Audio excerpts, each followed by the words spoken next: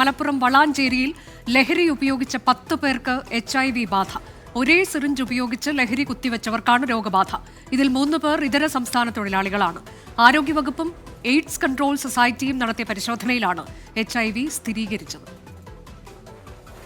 സ്ക്രീനിങ്ങിന് വേണ്ടി Kerala AIDS control സൊസൈറ്റിയുടെ ഭാഗമായിട്ട് ഹൈ റിസ്ക് ആയിട്ടുള്ള പോപ്പുലേഷൻ, പ്രത്യേകിച്ച് ഇതുപോലെ IV ഡ്രഗ് യൂസേഴ്സ്, അതുപോലെ സെക്സ് വർക്കേഴ്സ്, അങ്ങനെയുള്ള ആളുകളെ സ്ക്രീൻ ചെയ്യുന്നുണ്ട്. കാരണം HIV ഉണ്ടോ എന്നുള്ളതിന് വേണ്ടിയിട്ട് നടത്തുന്നൊരു സർവേയാണത്.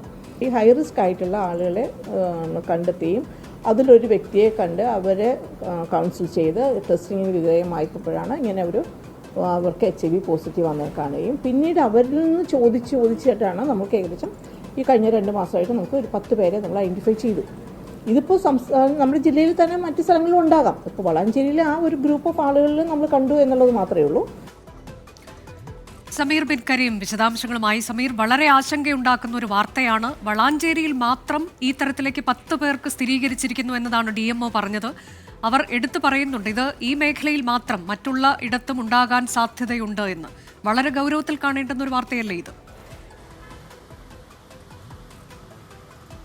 അനുജ, തീർച്ചയായും ഗൗരവമേറിയ വാർത്ത തന്നെയാണ്. കാരണം ലഹരി ഉപയോഗിക്കുന്ന ഒരേ സിറിഞ്ച് ഉപയോഗിച്ച് ലഹരി കുത്തിവെക്കുന്ന 9 പേർക്കാണ് ഇപ്പോൾ ഈ HIV രോഗബാധ കണ്ടെത്തിയിരിക്കുന്നത്. വളാഞ്ചേരിയിൽ 6 മലയാളികൾക്കും 3 ഇതര സംസ്ഥാന തൊഴിലാളികളും ഉൾപ്പെടെ 9 പേർക്കാണ് ഈ HIV രോഗബാധ കണ്ടെത്തിയിരിക്കുന്നത്. ഇതുമായി ബന്ധപ്പെട്ട് വിശദമായ പരിശോധന നടത്താനാണ് ആരോഗ്യവകുപ്പിന്റെ തീരുമാനം.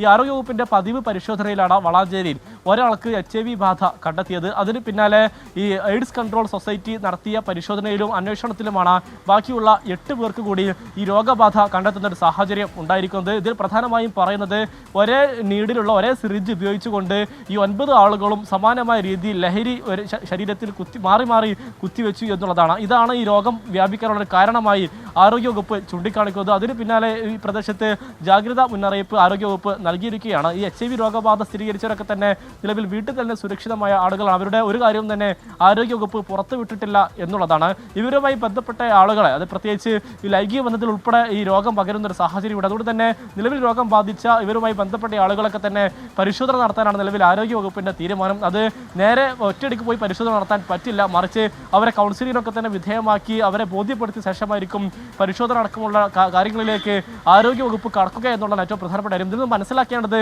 ഈ ലഹരി ഉപയോഗിക്കുന്ന ആളുകൾ ഇത്തരത്തിൽ ഈ ഒരേ സിറിഞ്ച് ഉപയോഗിച്ചുള്ള ഈ കുത്തിവെപ്പാണ് ഇത്തരത്തിൽ ഈ ഒരു ലഹരി വ്യാപനത്തിലേക്ക് നയിച്ചത് എന്നുള്ളതാണ് ഈ ആരോഗ്യവകുപ്പ് കൃത്യമായി പറയുന്നത്. അത്തരം ആളുകളൊക്കെ തന്നെ കൃത്യമായ ഒരു മുന്നറിയിപ്പും ആരോഗ്യവകുപ്പ് നൽകുകയാണ്. അനുജ, അതായത് സമീർ, ഇത്ര വലിയൊരു വിപത്ത്, ലഹരി എന്നുള്ളത് തന്നെ മാരക വിപത്താണ്. ആ ഉപയോഗം മറ്റൊരു വിപത്തിന് വഴിവെക്കുന്നു എന്നതിന്റെ കൃത്യമായ സൂചനകൾ ഇപ്പോൾ ലഭിക്കുകയാണ്. ഇത് സംസ്ഥാന വ്യാപകമായ ഒരു ജാഗ്രതയിലേക്ക് നീങ്ങേണ്ടുന്ന സമയമല്ലേ?